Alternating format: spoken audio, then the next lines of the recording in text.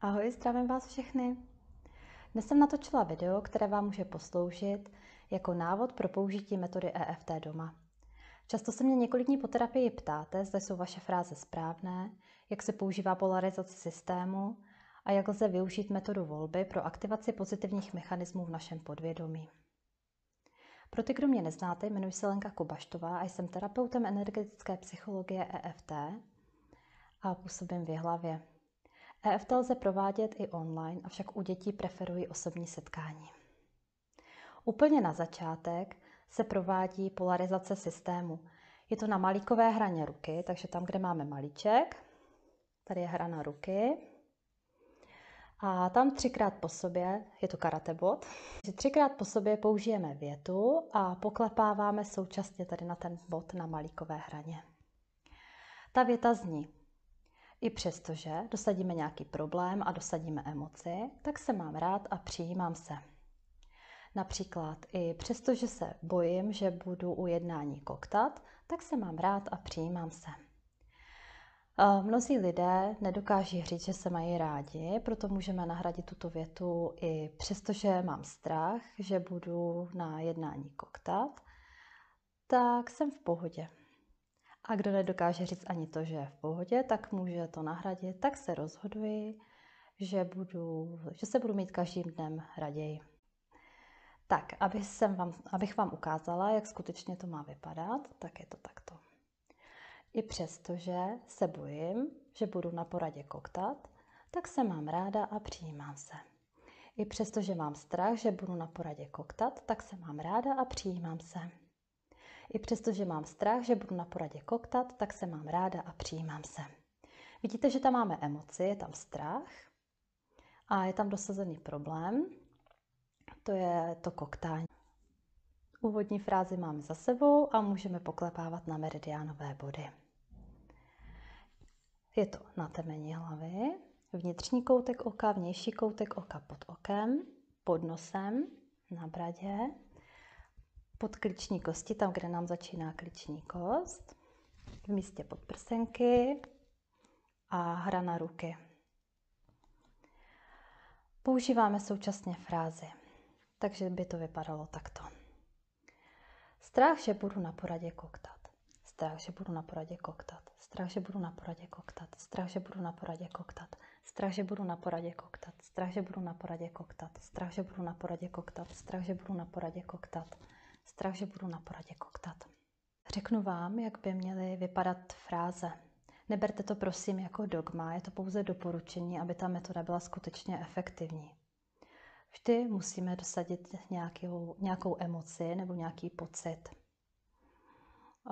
Tím je třeba v našem případě ten strach. Dále musíme dosadit, čeho se ten strach týká, nebo ta emoce. U nás to je strach, že budu koktat. Musíme používat i fyzické pocity v těle. Může to být sevřený hrudník, knedlík v krku, brnění rukou, bolesti hlavy. Zastavím se u těch bolestí, pokud byste měli u něčeho nějakou bolest. Natočila jsem video o bolesti, tam je přímo pojmenované, jak se to odťukává. Tak, vrátíme se zpátky. Máme emoci nebo pocit, máme to, čeho se to týká. Dále máme nějaký fyzický pocit v těle.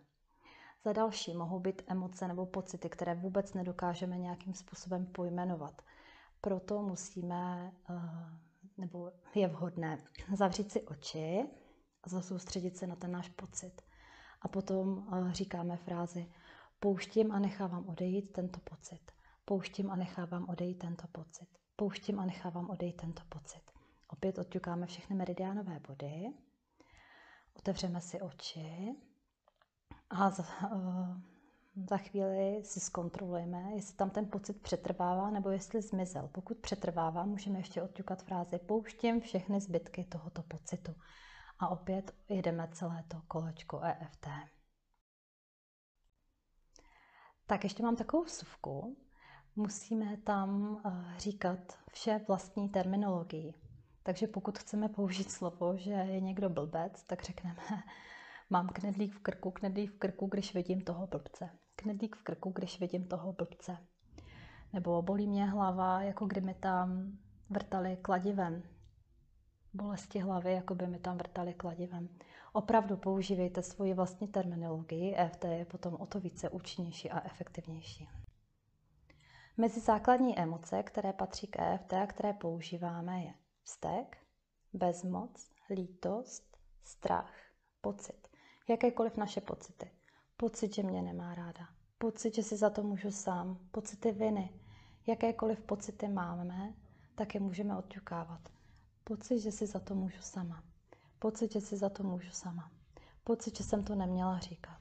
Pocit, že jsem to neměla říkat. Opravdu a zase pojedeme všechny ty meridiánové body.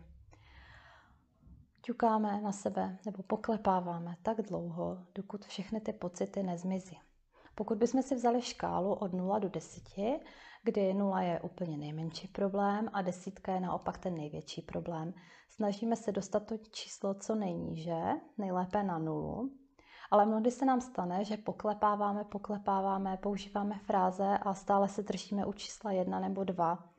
Potom je to v pořádku, nemusíme se více snažit, protože jak jsou ty naše problémy, potíže, všechno je to propojené v našem těle a v našem podvědomí, tak když se dostaneme na číslo 1 nebo 2, poté řešíme nebo poklepáváme, řešíme další fráze, další nějaké potíže, emoce.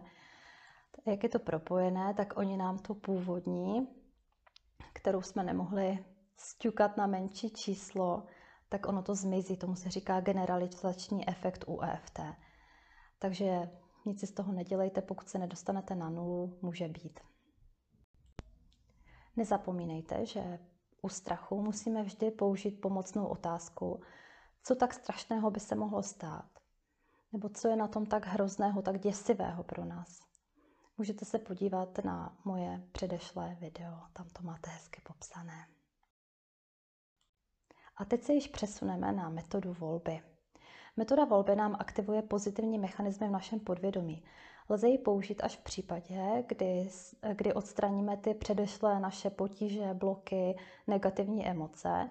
Jakmile se cítíme, když si vybavíme danou situaci nebo daný problém a řekneme si, jo, tak to už je v pohodě, to už nějak jako zvládnu, tak poté tam můžeme naťukávat to pozitivní, to, čeho chceme dosáhnout. Není to žádné čarování, takže musíme dosáhnout toho, jak se vlastně chceme my cítit v té situaci. Pokud má někdo strach z písemky ve škole a odťuká si všechny ty strachy, všechny ty potíže s tím související, třeba, že se mu potí ruce, má knedlík v krku, že má úplné okno a podobně, tak potom by ve výsledku na konci toho EFT to mělo vypadat tak, že ten člověk řekne, jo, tak teď už se nebojím, já to nějak zvládnu. Poté lze přistoupit k metodě volby. Metodou volby začínáme opět tady na té hraně ruky a začínáme frází, která zní takto. I přestože dosadíme emoci a problém, tak se rozhoduji, že a dáme tam to rozhodnutí, jak se chceme cítit. Nejlepší je vždy říct, že se cítíme ve vnitřní pohodě a v klidu. Kdybych vám to opět ukázala na strachu, že budu na poradě koktat, tak by to vypadalo takto. I přesto, že mám strach, že budu na poradě koktat, tak se rozhoduji, že jsem na každé poradě úplně v klidu a vnitřně v pohodě. A tuto větu odťukáme 3krát úplně stejně. Tak a v té větě by nemělo zaznít nic negativního a neměl by tam zaznít ten samotný problém. Například u nějakých bolestí nebo onemocnění, kdybychom si, zase uvedu nějaký příklad, i přestože mě bolí břicho, tak se rozhoduji, že mě nic nebolí, tak to je špatně, protože tam zaznívá opět to slovo bolest a je tam negativum, nebolí. Nemělo by tam být negativum a neměl by tam být ten konkrétní problém. Proto říkám, že je nejlepší použít tu univerzální frázi, že jsem v pohodě, pokud je to bolest nebo onemocnění, tak můžeme říct, i přestože mám vztek, že mě pořád bolí záda, tak se rozhoduji, že je moje tělo fyzicky zdravé a v pohodě. Po odťukání tady toho karate bodu, kdy použijeme 3 fráze, můžeme přistoupit k samotnému kolečku EFT, které se zaskládá ze 3 kol. První kolo je negativní. Strach, že budu na poradě koktat. Strach, že budu na poradě koktat. Opět odťukáme všechny meridiánové body. Potom dáme to rozhoduj se. Rozhoduji se, že jsem na poradě v klidu a vnitřně v pohodě. Rozhoduji se, že jsem na poradě v klidu a vnitřně v pohodě. Odťukáme všechny meridiánové body. A třetí kolo je na přeskáčku, což znamená, už tam nepoužíváme to rozhoduj se, takže to vám ukážu. Strach, že budu na poradě koktat. Na poradě jsem v klidu a vnitřně v pohodě. Strach, že budu na poradě koktat. Na poradě jsem vnitřně v klidu a v pohodě. Odťukáme takto na přeskáčku všechny meridiánové body s tím, že poslední to ťukání musí být to pozitivní. Takže pokud skončíme tady na zápěstí z vnitřní strany a řekli bychom strach, že budu na poradě koktat, pak musíme použít ještě nějaký z meridiánových bodů, aby jsme to zakončili tím, že na poradě budu vnitřně v klidu a v pohodě. Tak doufám, že jsem vám řekla všechno, bylo toho dneska hodně. Pokud byste měli nějaké dotazy nebo připomínky, můžete mi napsat tady dolů pod video. Pokud mi dáte palec nahoru, budu moc ráda, nebo mě budete odebírat, a nebo mi můžete napsat i do soukromé zprávy. A já vám děkuji za pozornost a přeji vám hezký den.